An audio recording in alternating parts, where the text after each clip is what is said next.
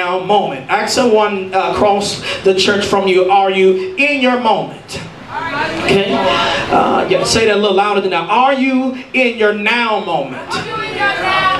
So your life is scheduled, and this was the experience that he wanted the people to see, that your life is on a schedule because your perception is wrong, and you're giving the wrong reactions stemming from where you are psychologically. Y'all hear what I'm saying? You are living now in your now, but your spirit is trapped in your then.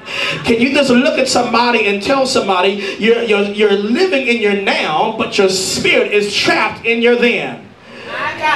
Oh, y'all not talking back to me in here. I'm trying to go somewhere. I said, you're living in your now, but you're still trapped in your then. That means you're in your passivity. You're in your past. There's something that's a part of you that you should not have brought forth in this season or juncture of your life. Are y'all hearing me?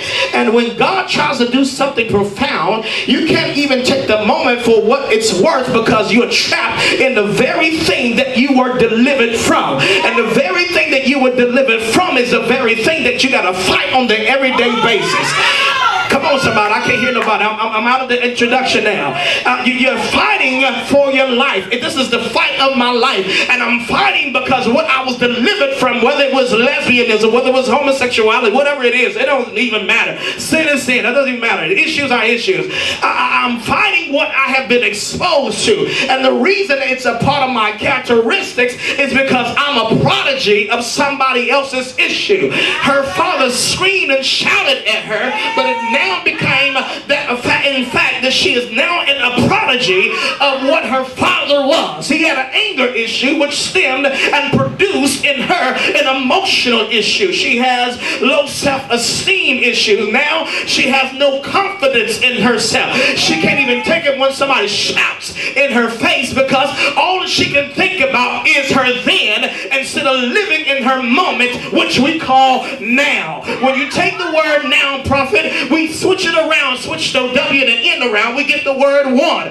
He was trying to tell her that you win as long as you're in your moment. You win as long as you're in your moment in the scheduled time that God has blueprinted for your life. Can I get you to shout at somebody next to you and say, it's time to get in the moment.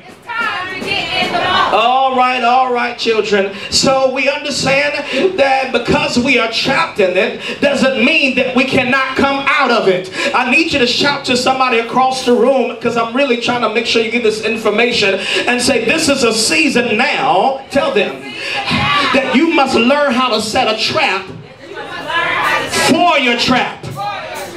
Y'all hear what I'm saying? This is a season that I must set a trap for my trap. Because in fact, this is the arch vehicle of the enemy that will make you miss your moment that you are living in by blocking your mind, not allowing you to synchronize your mindset and your spirit. This is time for a synchronization of who I am and walking in who I am. Declaring, knowing who I am and declaring it and walking in it. I can't miss my moment if I'm focused on my future. Someone once said that somewhere in my future I'll look much better than what I look like right now. So that means the church has issues, and it's okay for us to have all issues here. Some of your issues are climax higher than the next. Some are more severe. But the thing is, God doesn't use us because we are perfect. He uses us because we have issues. Whether it be emotional crisis, whether it be bipolar, come on somebody, whether it be a mental disorder or breakdown, whether it's psychosis, I can't get nobody to talk back to me here, whether it be some type of psychological issue of inferior and schizophrenic. But one thing God does, he uses your metaphorical life like he did Elijah, who had bipolar, who was metaphorical, come on somebody, who was used of God but still had issues and moments. He lived in the moment, but yet his flesh and his spirit was not connected unto God. I need you to understand that this is my season, that if I lose out on my moment now, I will never get to where I'm supposed to be. Can I tell y'all something? I've been down on my myself since I moved to Charlotte, because I said I was well established before I moved here. Now I'm starting over, and I'm embarrassed because I don't have the people that I used to have, and people will judge me based on what I don't have because their church has a lot. And I will get irritated when I go to churches where they have many people, but there's foolishness and Pharaoh in the pulpit, and I will get irritated and get jealous because how can you have this big huge church and you're not preaching kingdom and you're not delivering, but you're infesting in, come on somebody, an infection in the kingdom. And I said, God, how can I move to such a place where I'm not received, where people can't see the real true gift? All they see is that I know how to play the keys, and all they can see is that I shout well, but they can't receive the true revelatory word that will transform them to the next level and catapult them to the next region of their life. I can't miss my moment now because of how I feel in my spirit. There's a plateau that I must reach, and then I must overcome my surface. Look at your neighbor and say, neighbor, I don't know about you, but I can't miss my moment this time. I can't get nobody to talk to me here. And so what we don't understand is that, don't even do that. I ain't even ready. Jesus, y'all sit down for a minute. What is messing up your perception? What is messing up your perception? Your perception, my God, is the act to be able to receive and to collect information.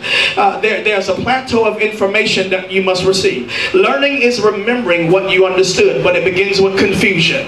And so when we understand that what we have understood is now information that will transform us to a level of certainty, not second guessing who we are or what we claim to be. Y'all hear what I'm saying? And so in order for me to catapult to another level of information, because when we understand, he says that God has given us the power to receive wealth. Wealth is not money. Wealth is knowledge and wisdom. And when God gives it to us, it begins with confusion. And we have walked around in confusion, not knowing which way to go, which way to turn, not knowing who we are in God, not knowing what to decree and declare over our life. We begin to come bothersome by what we lack of, and understanding what we shall walk in. Perceiving is therefore understanding psychologically, emotionally, spiritually, come on somebody, and being able to counterattack the confusion and embracing my hurt of my confusion. Some of you are therefore confused by way of hurt. Come on somebody.